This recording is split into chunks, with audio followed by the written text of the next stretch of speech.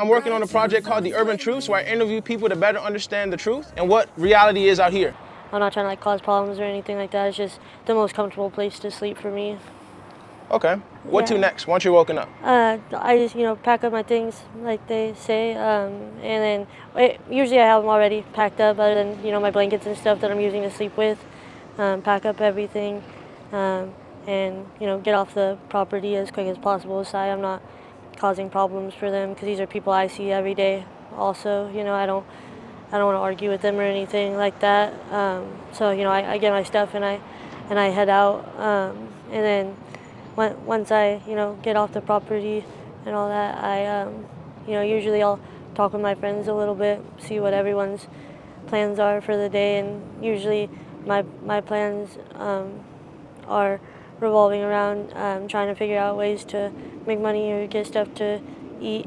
They call it flying, but, I'll go hold a sign at the street, and I don't stay there all day or anything. I just stay there for long enough to get something to eat or, get whatever I need, whether it's shampoo and conditioner and a towel because I'm trying to wash my hair somewhere, or enough to go get something to eat and drink from somewhere.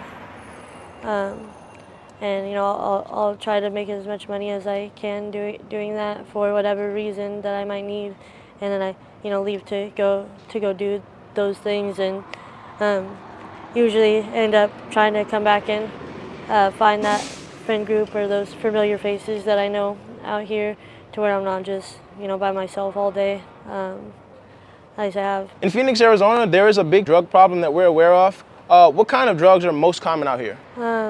Right now, I would say that it's fentanyl powder. Fentanyl powder? Yeah. Okay. That one just started really becoming popular, like in the last 6 months to a year, I'd say. Whenever I first came out here, it was fentanyl pills, blues. Blues. That's what they call it out here.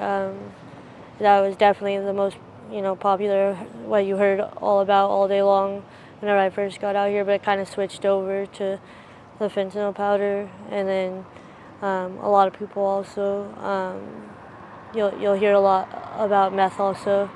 Okay. Crystal or G, that's what, they call it out here, so you'll hear those names a lot also. Crystal or G, you'll hear people asking for those, and you'll hear a lot about her all day long, with people, either walking by talking about it or doing it, or people coming up to you asking you if you want it or if you have it to get rid of for them. I'd say that those three are the most popular for sure. You don't really hear as much about, whenever I wasn't homeless, I have a medical marijuana card. It's weed that people would talk about, weed, alcohol, and then, there was the people that occasionally used other drugs like cocaine and stuff, but, you never hear about those out here. Yeah, cocaine is kind of expensive, huh? Yeah. So if cocaine is expensive, what's the pricing like on fentanyl powder? Is it cheap? Is it expensive? Fentanyl powder compared to the blues, because they're all fentanyl, they're it's really expensive. Fentanyl powder is a lot of people know what a gram of weed looks like or feels like, so for a gram of fentanyl powder it's like $120 in that price range. It could be a lot more. I've heard people talk about paying $200 for that much of powder. It's a wide range, I guess, depending on who or where it's coming from, or in the quality of it and stuff like that. But I'd say it's like around 100, 120 for the most part. Okay, so like 120 for a gram. What is the most common amount that someone buys? So we have weed smokers, they put 10 on it, they get a gram, a 3.5. How much are people copping of fentanyl? I'd say you mostly hear people asking for a point, or asking for a dime or a dub, so $10 or $20 worth of it is what you'll usually hear people come up and asking for, and or a point, because depending on where it's coming from, people will sell a point of powder for $10, $20, $30, $40. So, if you go ask for a point, then people might, tell you how much you're getting first before you're actually, just spending a dollar amount with them. Okay, and I really appreciate you for this information. This is a great interview. We're all about the truth. So I want to ask you, do you use any of them? Yeah, I do. And what drugs are you using currently?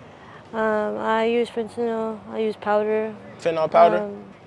I don't use blues as much, but it's all fentanyl.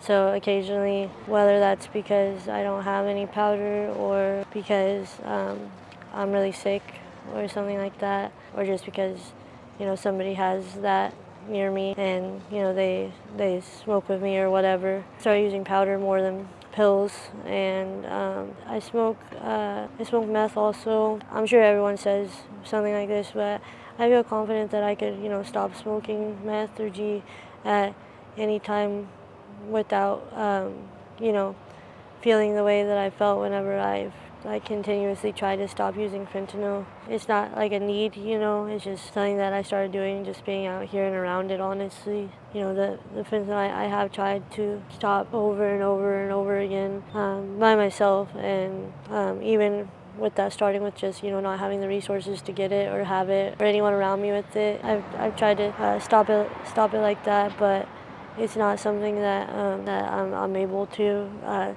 stop by myself. It's horrible, and not just because of the craving and stuff. I feel like mentally I am strong enough to stop using it. Truly, I really do feel like that, but it's just a matter of physically it's hard. It's really hard to stop. So when you say it's physically hard to stop fentanyl, physical means there's a reaction.